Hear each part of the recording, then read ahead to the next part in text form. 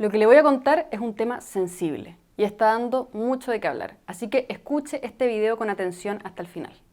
Se trata de las pensiones, de sus pensiones, de lo que se dice y no se dice sobre la reforma previsional de Boric y por qué esto debería importarle. ¿Se ha dado cuenta qué es lo que ha estado haciendo el gobierno durante todos estos meses? ¿Ha pensado qué hay detrás de las declaraciones de Vallejo, la reaparición de Bachelet, la gira al sur de Marcel y Jara? Es una estrategia, una jugada política y comunicacional del gobierno para empujar su reforma de pensiones, centrada en 1. Condicionar la reforma de pensiones a la aprobación de la reforma tributaria. Es decir, el eslogan ha sido el siguiente: sin pacto fiscal no hay reforma y sin reforma no hay mejores pensiones. Necesitamos aumentar la PGU, pero eso necesitamos recursos desde el Estado. ¿Y cómo logramos recursos del Estado? Con el pacto fiscal. Más ese monto tiene que subir a 250.000 pesos y para eso se necesita el pacto fiscal. Tenemos que añadirle otra cosita, porque para esto necesitamos luquita. Así que necesitamos pacto fiscal. 2. Desentenderse de los puntos más polémicos de la reforma, calificándolas como fake news, acusando además un supuesto intento de boicot contra la reforma y por lo tanto contra las personas. Entonces, todas estas fake news que se echan a correr tienen un objetivo, y tienen un objetivo que es meter miedo a las personas. ¿Para qué? Para que los cambios no cursen. 3. Acusar a la oposición de no abrirse al diálogo, ni estar dispuesta a ceder, como si ellos estuvieran dispuestos a renunciar aunque sea 1 milímetro de su agenda. Hemos hecho varios llamados al diálogo desde el gobierno, hacia la oposición. La respuesta no siempre ha sido positiva. La verdad es que la gran mayoría de las veces no ha sido positiva. Es curioso, ¿no le llama la atención esta insistencia con que el único camino posible para mejorar las pensiones sea a través de una alza de impuestos? ¿Por qué más plata? ¿Qué es lo que quieren? Curioso también que ni se les haya pasado por la cabeza proponer un recorte del gasto público, una reorganización de los recursos, un uso más eficiente de ellos. Nada, ni una sola palabra. En vez de eso, nos han acorralado en una falsa disyuntiva. O más impuestos, o nada, o malas pensiones. Le digo esto porque cuando se trata del Estado, más plata, ajena, es más poder. Más poder es más control. Y más control es menos libertad. Y eso es precisamente lo que buscan, que sea el Estado el que piensa, decide y actúa por ti. A eso van con la reforma de pensiones. Se excusan diciendo que se han instalado muchas fake news sobre el tema. Mentira. El asunto es bien sencillo. La propuesta original del gobierno en pensiones incluye 3 pilares. El aporte estatal, que consiste en un aumento de la PGU de 194.000 pesos a 250.000 pesos hacia el final del gobierno de Boric, financiado con, adivine, más impuestos de su bolsillo con el pacto fiscal. El aporte del trabajador, que es el sistema de capitalización individual que todos conocemos, es decir, lo que cotiza mes a mes de su sueldo va a una cuenta individual y que con la reforma subirá de un 10% a un 10,5%.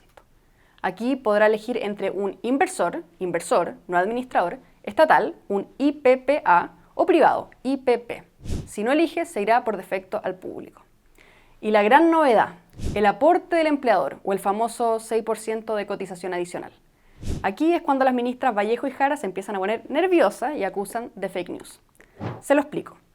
Sobre este 6% de cotización adicional que quieren crear con cargo al empleador, usted no tendrá ni propiedad ni heredabilidad. El 70% de este fondo, el del 6%, irá a una cuenta personal, no individual. Ojo, ¿qué significa esto? Que usted no será dueño ni podrá heredar esos fondos. El 30% restante irá a un fondo solidario, intergeneracional, para pagar pensiones ajenas, que no son suyas, el famoso sistema de reparto de Stingo.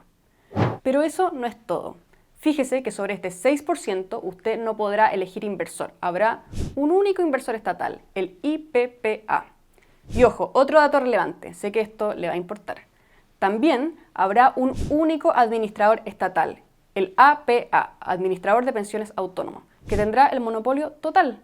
Esto significa que usted no podrá elegir quién administre sus fondos, tanto el 10,5% como el 6%. El APA se encargará de afiliar, recaudar, gestionar, pagar beneficios, etc.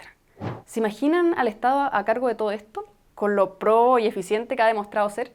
Su plata en manos de un burócrata. Del terror. Y le cuento, eso no es lo único grave. Resulta que en la práctica, este 6% que le comentaba antes podría actuar como un impuesto al trabajo, que según un estudio de CLAPES UC podría generar la pérdida de 150.000 empleos y el aumento de la informalidad laboral de 300.000 personas.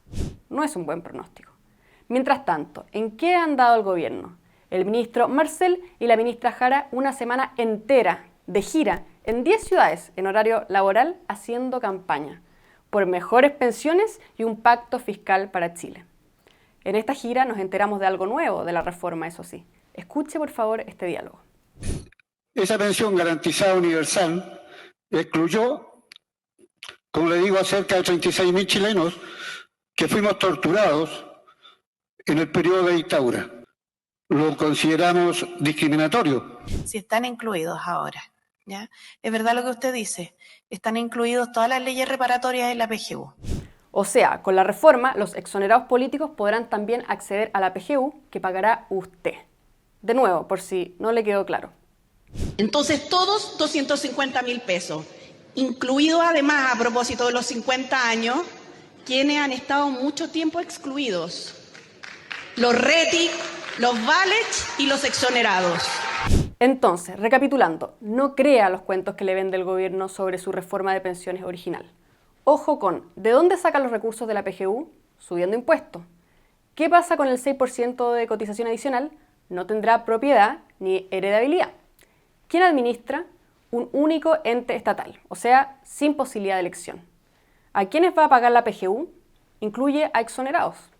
Esto solo demuestra que el gobierno no está dispuesto a renunciar a su agenda ni a su proyecto político.